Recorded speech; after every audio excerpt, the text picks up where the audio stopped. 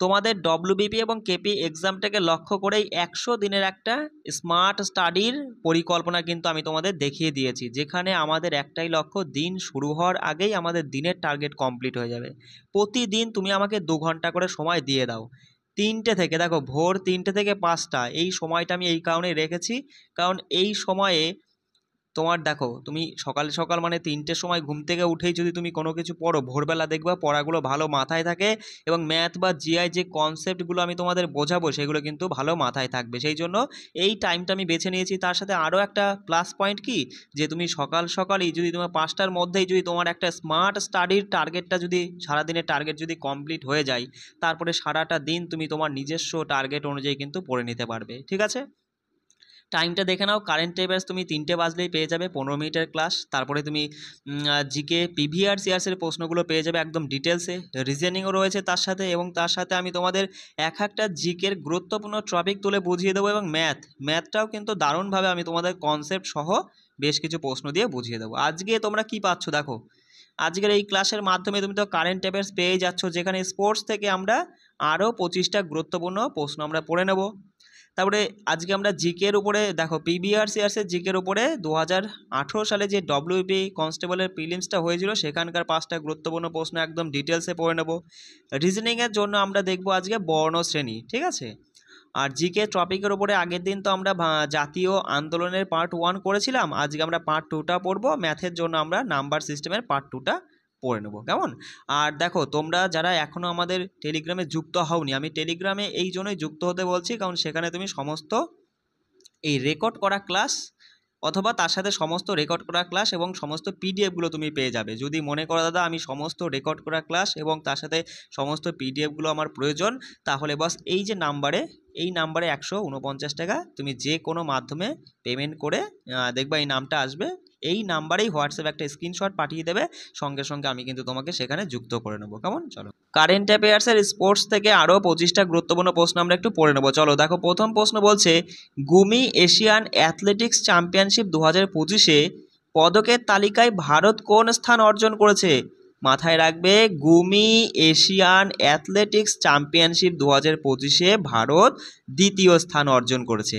1 নম্বরে রয়েছে চীন আর 2 নম্বরে রয়েছে ভারত। ভারত যেখানে 8টি স্বর্ণ, 10টি রৌপ্য, 6টি ব্রোঞ্জ সহ মোটমাট 24টি পদক পেয়েছে তোমার এই গুমি এশিয়ান অ্যাথলেটিক্স চ্যাম্পিয়নশিপ 2025-এ। আর 3 নম্বরে রয়েছে পদকের তালিকায়, 3 নম্বরে জাপান রয়েছে, কেমন? পরে প্রশ্ন দেখো, বলছে যে কলিঙ্গ সুপার কাপ 2025-এ, কি বললাম, কলিঙ্গ সুপার কাপ 2025-এর শিরোপাটা কে জিতেছে? গোয়া এফসি। মাথায় রাখবে, কলিঙ্গ সুপার কাপ 2025-এর শিরোপা পেয়েছে গোয়া এফসি। এটা হয়েছিল 3রা মে 2025-এ উড়িষ্যার ভুবনেশ্বরে তোমার এই এই খেলাটা অনুষ্ঠিত হয়েছিল। তা এই খেলায় ফাইনালে জামশেদপুর এফসিকে 3-0 গোলে হারিয়ে Goa FC Kalinga super cup 2025-এর শিরোপাটা জিতেছে, কেমন? আর এটা ছিল 5মতম সংস্করণ। কততম? 2025-এর যে কলিঙ্গ সুপার কাপটা খেলা হয় সেটা হচ্ছে 5মতম সংস্করণ ছিল। আর এটা কিসের সঙ্গে যুক্ত? তুমি তো বুঝতেই পারছো যে কলিঙ্গ সুপার কাপ এটা হচ্ছে ফুটবল খেলার সঙ্গে যুক্ত। চলো দেখো, পরের প্রশ্ন বলছে যে 19তম সুধীরমান কাপ 2025-এর শিরোপা কে জিতেছেন? চীন জিতেছে। মাথায় রাখবে, 19তম সুধীরমান কাপ 2025-এর শিরোপা জিতেছে চীন। দেখো, এই 19তম সুধীরমান কাপ 2025-এর মর্যাদাপূর্ণ মিশ্র দলীয় ব্যাডমিন্টন টুর্নামেন্ট, তাহলে এই শিরোপাটা বা বলতে পারো এই সুধীরমান কাপ কোন খেলার সঙ্গে যুক্ত? ব্যাডমিন্টন খেলার সঙ্গে যুক্ত, কেমন? এই টুর্নামেন্টে চীন দক্ষিণ কোরিয়াকে 3-1 গোলে হারিয়ে টানা 4থবারের মতো সুধীরমান কাপ জিতেছে, যা সমগ্রভাবে বা সামগ্রিকভাবে তাদের 14তম শিরোপা জয়। ঠিক আছে, চীনের 14তম শিরোপা জয় এটি। বলছে ব্রাজিলে অনুষ্ঠিত বিশ্ব বক্সিং কাপ 2025-এ প্রথম ভারতীয় হিসাবে স্বর্ণপদক জিতেছেন কে? তা মাথায় রাখবে, ব্রাজিলে অনুষ্ঠিত বিশ্ব বক্সিং কাপ 2025-এ প্রথম ভারতীয় হিসাবে স্বর্ণপদক জিতেছেন হিতেশ গুলিয়া। কি বললাম? হিতেশ গুলিয়া, মাথায় রাখবে। দেখো, তারপরে প্রশ্ন, টানা 4থবারের মতো জাপানিজ গ্র্যান্ড প্রি 2025 কে জিতেছে? দেখো, টানা 4থবারের মতো জাপানিজ গ্র্যান্ড প্রি 2025-এ জিতেছেন মাক্স ভার্স্টাপেন। কি বললাম? Marks Verstappen. বলছে আইএসএসএফ শুটিং বিশ্বকাপ 2025-এ কোন ভারতীয় খেলোয়াড় প্রথম স্বর্ণপদক জিতেছেন? মাথায় রাখবে সিফাত কৌর সামরা। কি বললাম?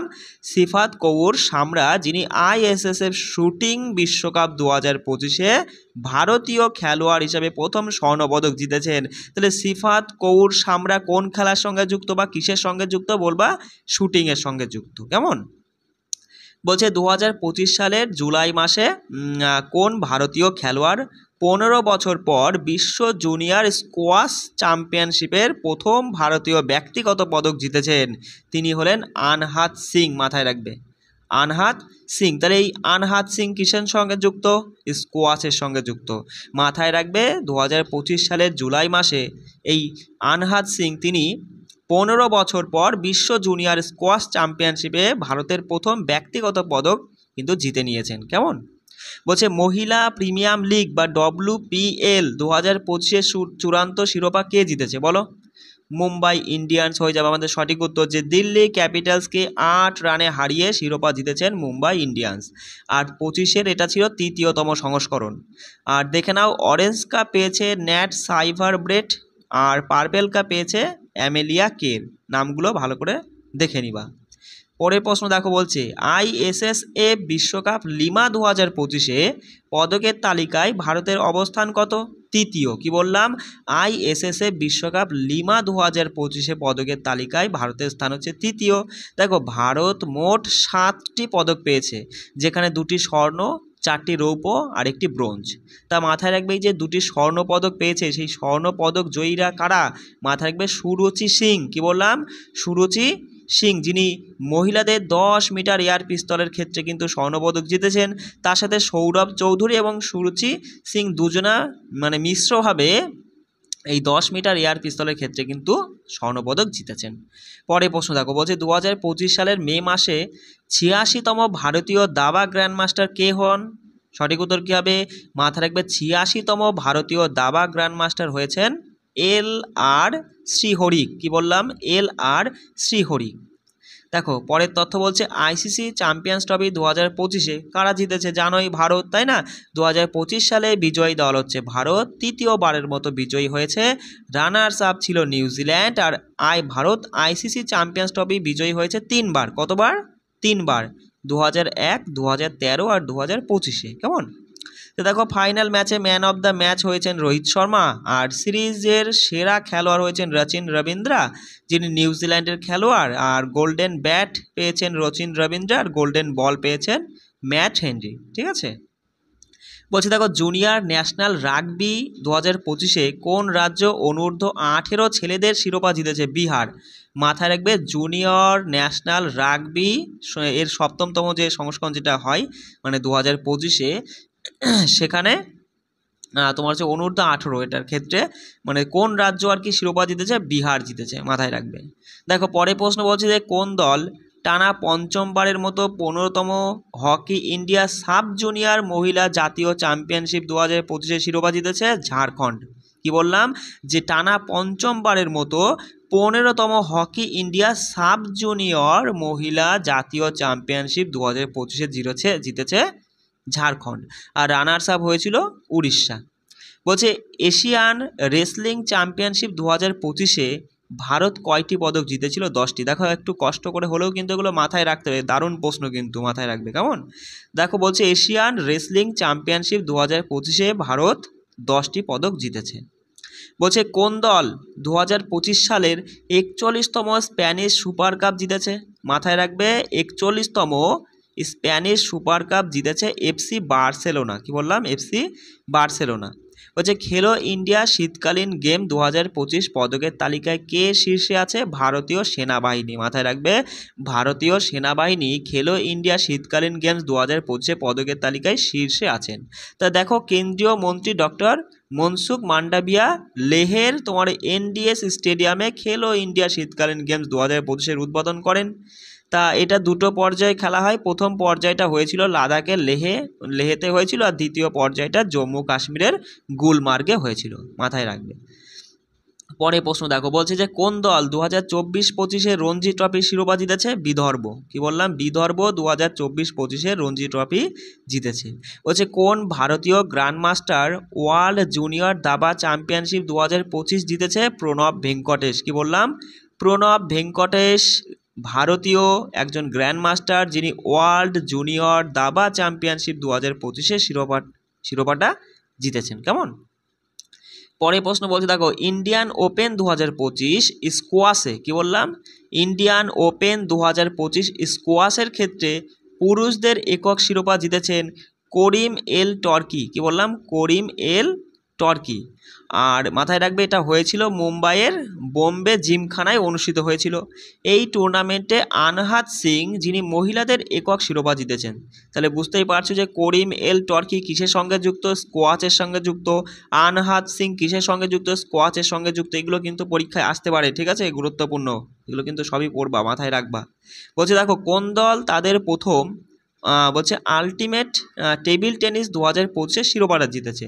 তা মাথায় রাখবে, এই আলটিমেট টেবিল টেনিস 2025 শিরোপা জিতেছে উই মুম্বা টেবিল টেনিস। কি বললাম? হচ্ছে ইউ মুম্বা টেবিল টেনিস। বলছে দেখো, আইটিএফ মহিলা টেনিস টুর্নামেন্ট 2025 ডবলস শিরোপা কে জিতেছেন? তা মাথা রাখবে, আইটিএফ মহিলা টেনিস টুর্নামেন্ট 2025 ডবলসের শিরোপা জিতেছেন অঙ্কিতা রায়না এবং তার সাথে অ্যালিস বোরে। মাথা রাখবে, অঙ্কিতা রায়না এবং অ্যালিস বোরে। অ্যালিস বোরে কোথাকার? ফ্রান্সের, ঠিক আছে? আর অঙ্কিতা রায়না হচ্ছে ভারতের। দেখো পরের প্রশ্ন বলছি যে 21তম বিশ্ব পুলিশ এবং ফায়ার সার্ভিস গেম 2025 কোন ভারতীয় রাজ্যের পুলিশ 95টি পদক জিতে ইতিহাস সৃষ্টি করেছে? উত্তরপ্রদেশের পুলিশ। কী হবে? উত্তরপ্রদেশের পুলিশ। মাথায় রাখবে, 21তম বিশ্ব পুলিশ এবং ফায়ার সার্ভিস গেম 2025 95টি, কতগুলো? 95টি পদক জিতে ইতিহাস তৈরি করলো। পরে প্রশ্ন বলছে তীরন্দাজ বিশ্বকাপ 2025, যেটা পর্যায়ে 4 নম্বর পর্যায়ে হয়েছিল, তাই চতুর্থ পর্যায়ে ভারত কয়টি পদক জিতেছে? মাথায় রাখবে যে তীরন্দাজ বিশ্বকাপ 2025 চতুর্থ পর্যায়ে ভারত মোট 3টি পদক জিতেছে। দেখো, স্পেনের মাদ্রিদে অনুষ্ঠিত তীরন্দাজ বিশ্বকাপ 2025 চতুর্থ পর্বে ভারত দুর্দান্ত পারফরমেন্স করেছে, যেখানে একটি রৌপ্য আর 2টি ব্রোঞ্জ পদক মিলে মোটমাট 3টি পদক জিতেছে। আর পদকের তালিকায় ভারতের স্থান কিন্তু 8মতম। কেমন?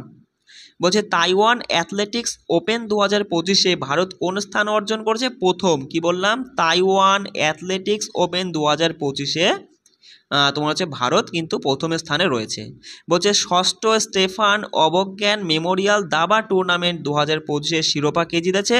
অরবিন্দু চিদাম্বরম। মাথায় রাখবে, অরবিন্দু চিদাম্বরম তিনি কিন্তু ষষ্ঠ স্টেফান অবজ্ঞান হচ্ছে মেমোরিয়াল দাবা টুর্নামেন্ট 2025 শিরোপাটা জিতেছেন। তা দেখে নাও যে আর্মেনিয়ার জেরমুখে অনুষ্ঠিত ষষ্ঠ স্টেফান অবজ্ঞান মেমোরিয়াল দাবা টুর্নামেন্টে তোমার এই যে আরাম হচ্ছে হাকোবিয়ানকে হারিয়ে, নামটা একটু দেখে নিবা, আরাম হাকোবিয়ানকে হারিয়ে অরবিন্দু চিদাম্বরম বিজয়ী হয়েছেন। তিনি এই অরবিন্দু চিদাম্বরম তিনি 9 রাউন্ডে তিনি 6.5 পয়েন্ট করেছিলেন।